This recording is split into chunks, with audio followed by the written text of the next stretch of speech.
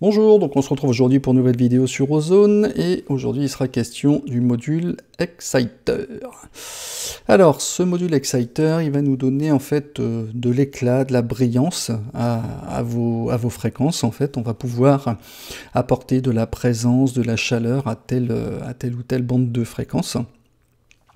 On a le choix ici entre une sélection de 6, 1, 2, 3, 4, 5, 6 modes de type de saturation. Donc le warm, le rétro, le tape, tube, triode et dual triode.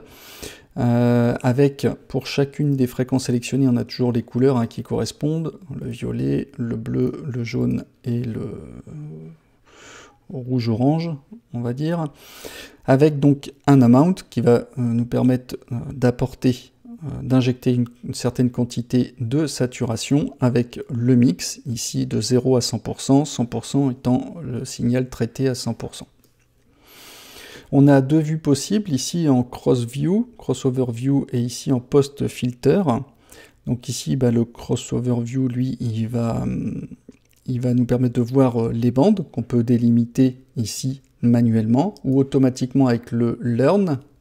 Quand on passe la souris dessus, on met en lecture.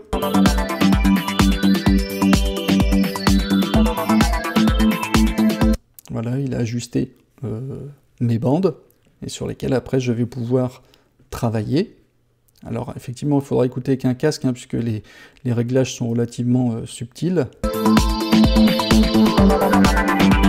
Enfin là j'y vais comme un bourrin quand même, mais...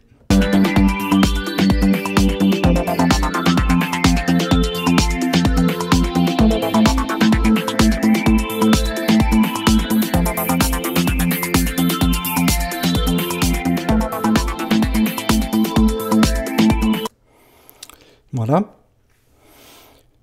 On peut également travailler en stéréo ou en mid-side. Je le rappelle, mid-side étant le mid, la partie centrale, et le side, les parties stéréophoniques.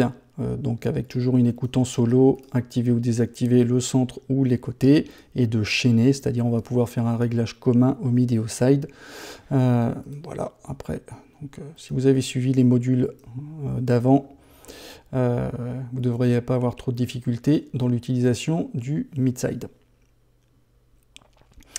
Donc je vais revenir sur les modes, puisque c'est les réglages principaux, ce qui vont vous donner une couleur différente. Alors warm, ici on va voir... alors déjà, avant de voir le détail, effectivement, c'est que le réglage que vous allez faire, la sélection du mode que vous allez faire, va impacter l'ensemble des bandes. Il n'y a pas un réglage par bande. Vous voyez, là, si je me mets en rétro, ça sera rétro pour toutes. Ok? Si je mets tube, ça sera tube pour tous. Donc on peut toujours écouter en solo chaque bande ou désactiver une bande. Ça c'est un fonctionnement comme vous avez vu dans les modules précédents. Alors le warm, ici lui, warm pour chaud, donc il va générer en fait des harmoniques qui vont disparaître rapidement. Le mode rétro, lui, il est basé sur des caractéristiques de vieux transistors, donc avec une décroissance des harmoniques qui se fait de façon un peu bizarre, propre au son rétro vintage. Le tape, lui, tape pour cassette. Alors lui, c'est le mode le plus brillant, où on va faire apparaître en fait des harmoniques impaires qui seront obtenues par la saturation en fait de la bande analogique qui est émulée. Ensuite, on a le tube. Alors le tube, lui, cette modélisation du tube se caractérise par un son clair, tonal, en mettant en fait l'accent sur des attaques, sur l'attaque en fait dynamique des transitoires. Donc c'est vraiment les transitoires qui vont être au cœur du sujet, si je puis dire. Ensuite, vous avez le triode. Alors lui, il est modelé sur le tube, avec encore plus de chaleur analogique. Il utilise en fait dans le principe la moitié d'un circuit d'un tube pour créer en fait un overdrive subtil. Et le dual triode, lui, lui, il fait pas un demi-circuit, il fait un circuit complet en utilisant le tube à vide, ce qui fait que quand on introduit l'overdrive, il est plus prononcé, plus chaud. Après, vous avez ici une fonction d'oversampling, oversampling pour un suréchantillonnage, pour améliorer en fait la qualité de l'exciter. On va augmenter en fait le taux de distorsion, mais on va augmenter également la puissance du CPU de l'ordinateur, donc après c'est à vous de voir.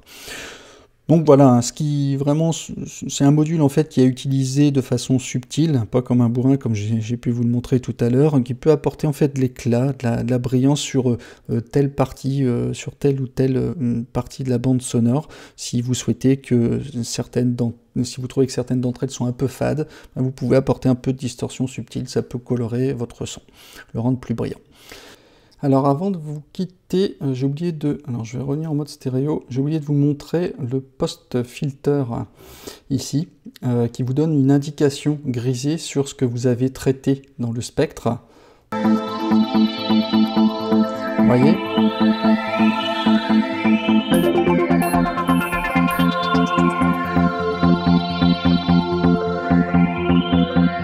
Comme ça, vous voyez, en fait, vous avez un indicateur de saturation qui est plus ou moins grisé en fonction de ce que vous injectez, et je trouve ça assez intéressant en lecture. Voilà, donc en fait, ça, c'est un module qui est utilisé de façon subtile pour apporter vraiment de l'éclat, de la brillance sur telle ou telle bande de fréquence, si vous trouvez que certaines d'entre elles sont un petit peu fades. Voilà, donc là, vous pouvez l'utiliser pour avoir ce petit côté éclat, brillant, pour enrichir la qualité de votre son. Voilà, bon ben je vous laisse et je vous donne rendez-vous pour la suite de cette série prochainement. À bientôt, ciao ciao.